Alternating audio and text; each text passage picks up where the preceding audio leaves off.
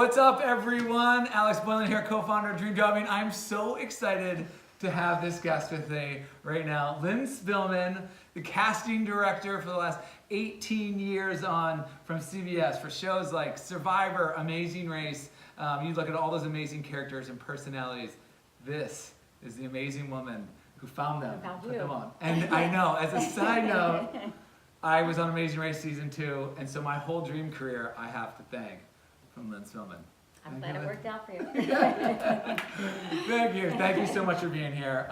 Really excited to dive into it. You know, this whole series is about really inspiring and educating younger people about different careers and from people's personal perspective of how they got to where they are, and maybe some of the tips and tricks you can give them on finding their path. Yeah, and we're gonna get into casting here. Okay, so the first question. Did you always have a passion for casting? No. How did it start for you? It's where you don't study to be a casting director. You don't major in casting for college. Like I had a whole career before I even came to LA. I was in fashion. I was a buyer. I did Macy's training program. I was a buyer at Macy's for a short period of time, then in sales in menswear in New York City. And I did that for 3 years, and I did really well in sales, and I love sales. I had been working my whole life in sales. My mom owned a store. I had a working mom, so I understood. She always put little things in my head about like working in an office, be the first in and last out. Keep your ears open, and all these things. So it was, at the time I would roll my eyes, but it was really good advice, and I started to do really well in sales, and I had to entertain clients, and I just got tired. I was just tired of New York, and I said I'm going to spend the summer in LA. I had a job waiting for when I got back to New York, and I came out to LA, and I lucked out. And I think when I say lucky, I always say lucky is when opportunity kind of meets experience. It's like I could never have taken this job my first job in casting really, but I lucked out, and I went out to dinner. A friend introduced me to somebody who was starting a show at MTV. And he said, at dinner, he's like, can you answer my phones tomorrow? I'm like, what? He's like, can you answer my phones? I'm like, no, I'm an executive in fashion. And he's like, just answer my phones. It's MTV. What else are you going to do? I was going to go to the beach. And I said, I'll think about it. In the morning, he called. He's like, you coming in today? It's MTV. It'll be fun. And I said, all right. And I went in, and I answered phones for a show that didn't exist yet. It was MTV's Singled Out. It was 50 girls, 50 guys. They were still doing run-throughs. I never even knew the lingo of run-throughs. I knew nothing about the entertainment business. I never took a class. I never studied anything with entertainment. Never even considered it. It's like in Philadelphia. I'm from Philadelphia. Like it was not even. Right. So I sat there the first day, and they were interviewing people, and people coming and going. And I just kind of kept my ears open. I was looking. I'm like, what does she do? What does she do? And and I was lucky. I said there was somebody that came in, and she had this beautiful purse, and she had her own office. I'm like, who's that? He said, it's the casting director. You would like her, and I think you'd be good at it. I'm like, really? He's like, yeah, tomorrow I want you to answer the phones, but why don't you go in and help her out? I was like, okay. And so I did, and she showed me what she did, and she said, why don't you just meet me at the promenade. I'm going to be recruiting people at night. I'll give you a clipboard. And she did. I walked around 3rd Street Promenade with a clipboard that had MTV on the back, and I went up to people, hi, do you want to be on a new dating show for MTV? And I knew nothing about the show because it was still in development. And I had to get a lot of people to come to Burbank for run-throughs to audition. They weren't really auditioning. I had to tell them they were auditioning, but really we were working out the show, the format of the show. And then they hired writers, and it was great because I got kind of like a taste of every single department. They did let me kind of rove around, and I had been an executive at Hugo Boss Menswear, so it wasn't like I was fresh out of school. I had enough experience to know how to carry myself in a corporate setting, and how to talk to executives, and I was not intimidated. And also the sales part was going up to strangers and asking strangers if they want to be on a show. So that was my first taste, and I loved it, and I loved everything about it. It was just, the entertainment business was just like shockingly fun. So what was it specifically that you loved? Was it meeting the people? Well, I think I remember I like little challenges. Like I would be kind of good on Amazingness, but I love that she handed me this blank clipboard, and it was filled with empty spots, and I was like, oh, I'm gonna beat her. Like we separated, and I remember I came back, I'm like, oh, I need more paper. She's like, what? And I had signed up so many people. I had names, phone numbers, everything to get to them. We didn't have email then, there was nothing, and barely anybody even had cell phones. So I remember saying, well, can I get you, if I really like the person, I was like, can I get your parents' number just in case? Because I had already figured half these numbers weren't going to work. So I did that 2 weekends, and I think I killed it. I was good at it. And then I had to call the people to come in and talk them into driving to Burbank. I was recruiting in Santa Monica for California. I mean, it's a long haul to Burbank from Santa Monica, and half these people were just visiting for the week. 15 miles that will take you an hour and a half. Yeah, easy. And it was like Empire Studio or something. I can't remember. No, it was an office. I can't remember. But so I had to talk them into coming in, and you have to make up stuff. Sometimes it's not good, but. And when they got there, I felt like they were my new friends. I had no friends. I lived in LA. I had like my work people. But I'd be like, hi, welcome, so glad you came. Like, it was like I was hosting a party every night that we did these run-throughs. So cool. And so it was just it was fun. I was young. I was single. It was a great way to meet people. And it was really fun to see a show that really had hardly any format at all. Didn't even have a name, I don't think.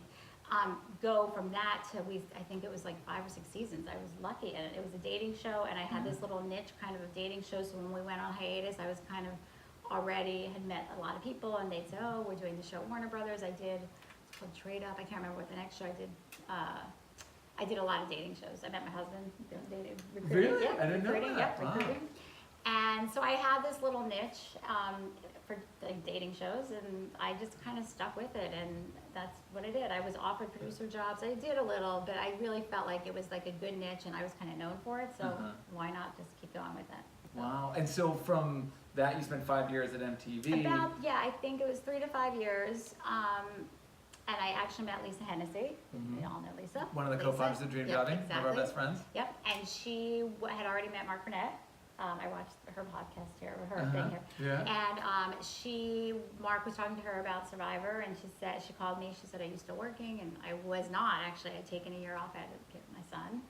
And I said, "I'm not, but if you want me to meet him, I will, but I'm not working." She's like, "Can you just pick your brain on how you might do this show?" And it was a network show, not that MTV is not a network, but it was a big deal, I knew. So Lisa brought me in, and I met Mark, and we put a tape in, and it was about 30 seconds of the one in Sweden, I think, wherever Survivor aired first, and it looked so cool. And I mean, I was like looking at like this, and it was for CBS, which was huge, and I was just staring at this thing thinking, this would be amazing. I got to figure out how I'm going to do this. And I still stuck with Lisa, I can, and Mark and I talked, and I said, I remember saying I could do this with my eyes closed, and I feel like he was just like, okay, then you will. I'm like, no, I really can't. And I said, but I said to Lisa, I felt really bad, but I would give her names of people they thought she should bring in, and I remember talking to Mark about how I would possibly do it and what the best way is, and he had ideas too. He had like big grand, he's like a visionary and amazing about just how the whole, like how unveiling Survivor, and like the first tape came in, he had a whole idea too.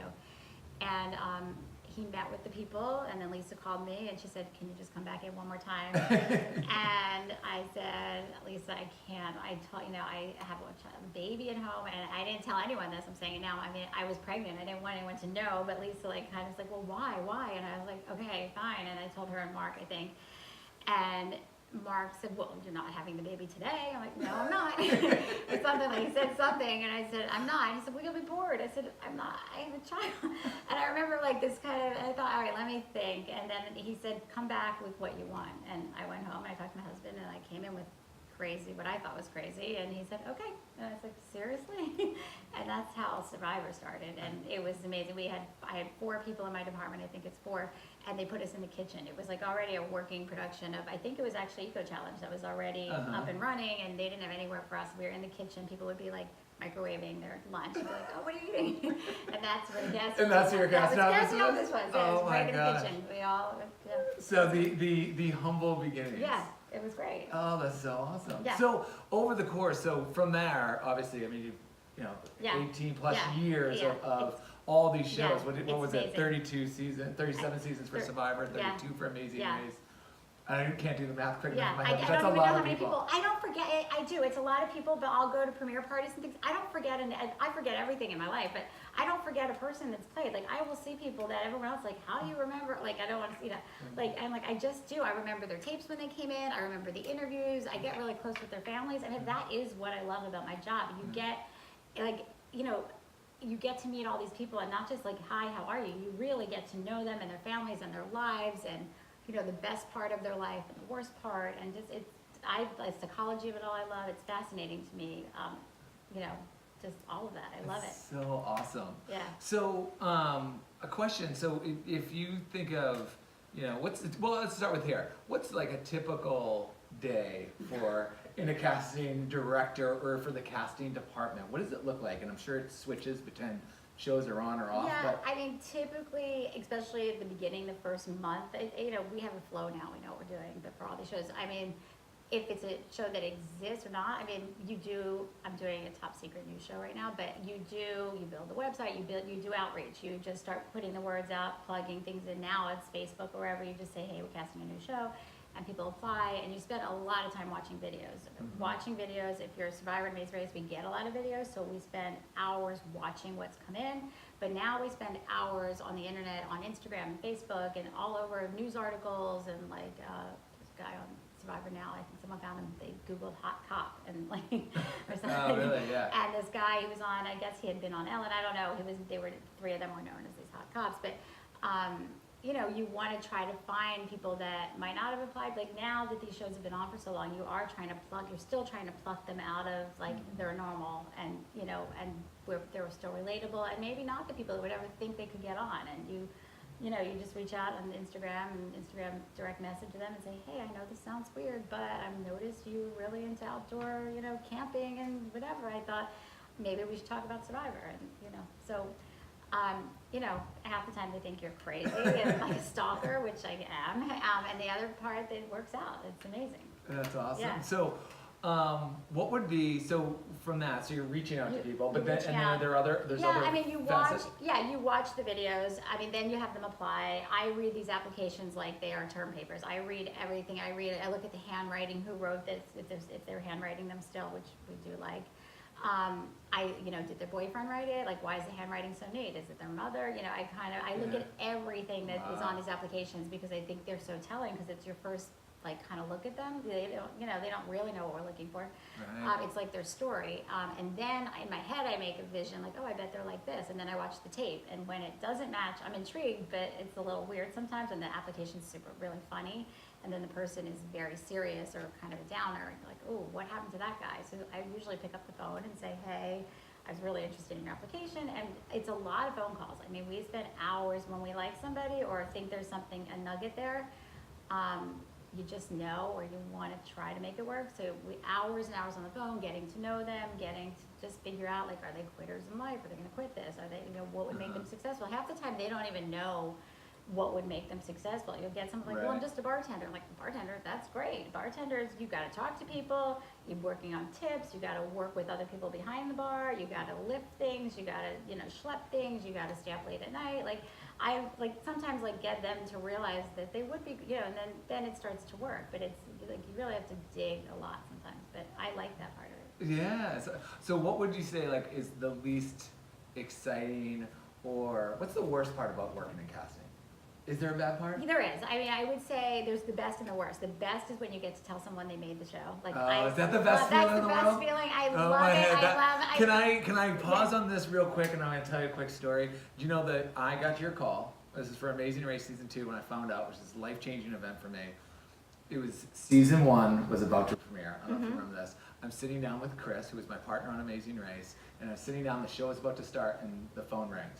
And it was you calling, and you called and said, are you guys about to watch The Amazing Race? I'm like, yeah, we're so excited. And they go, congratulations, you made the show. And obviously it brought huge amounts of joy to my life. It gives me chills too. But to think of how many times you got to change someone's life. Yeah, I love it. That is what I love about my job. I love it. And that's kind of why I got into it. You're you always hope it's for the better. I love that. I mean, even it sounds so silly, but being a buyer in fashion, you get to pick what people are wearing. Being a castrator, you're kind of choosing what people are going to watch. You kind of have a tastemaker, I guess. Yeah. But I like seeing the groups of people together too. I love when we putting that group, putting you with the people that were on your cast. I like the kind of putting the ensemble together is also awesome. But the best is telling people that you made the show. Congratulations! I love that. What a rewarding. Yeah, I know it is. It's amazing. And also when people come back and they say, thank you, that changed my life. I might not have won, but it was awesome. My father and I got closer, or we had a horrible relationship. We didn't want you to know. We probably knew, but and now we're closer than we've ever been. I love that. Yeah. The worst is telling people that have given up so much hours and hours on the phone and a week in casting in LA, and some quit their jobs to come to LA. Some had to family members had to endure a lot more at home because they were gone. And then after all of it, and you have to tell them they didn't make it. It's just that is the worst. Yeah, it's the worst. Oh. I hate it. And my team used to, even still, I have to do those calls. Nobody wants to do those. I do them.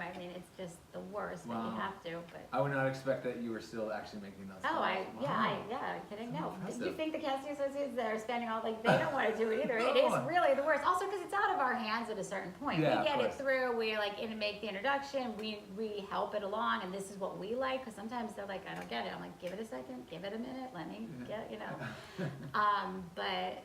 Yeah, I still. So let me ask you a question. So let's say there's a younger person out there in school or just graduating, they're interested in getting into casting. What would you look for in someone that potentially wants to get in there for you to potentially hire? Well, I think I interview people not just for the show, but for jobs all year long. All year long, I'm always looking for great young people because I think for our show, one, I'm much older than I was when I started, and the average age on our show is still pretty young. So like going out there, we need people that are in there in the trenches, like I was the single person on 3rd Street Promenade recruiting. We need people that are kind of in there in college campuses and all over that can infiltrate the swim team or whatever it is that could make good, a good cast member for whatever show we're casting. So I would say I've interviewed a lot of people, and I can't believe how many come in unprepared. They've never seen Survivor, and they're interviewing with me to have a job on Survivor, and they're talking to, I can tell they've never seen the show, or they'll call Amazing Race the Great Race. And at first I'll give them, okay, well, they just got nervous. And then I'll say, well, what, the season that's airing now, who's your favorite team and why? And they'll say, oh, I haven't had time to watch.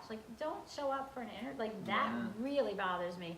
And for the shows that are existing, I like when we hire fans. They know the lingo. We do have types and people that we love that, we would bring back 20 times. We probably have brought them back 20 times. You find us the next Boston Rob. If you don't know who that is, you're not going to be good. So I would say people need to know the shows, or at least, and I do think it's good to have a niche, like Michelle McNulty. She does all the dance competition series. She does, and Voice. She does The Voice, and she does all the dance shows. She does MTV. She does. And that she worked on season, I think 1 and 2, or season 2, and a lot of Survivor, and then went off and did her own thing and does what I do. But she found a niche, and I think it's one, be prepared and know what you're interviewing for, and be excited about.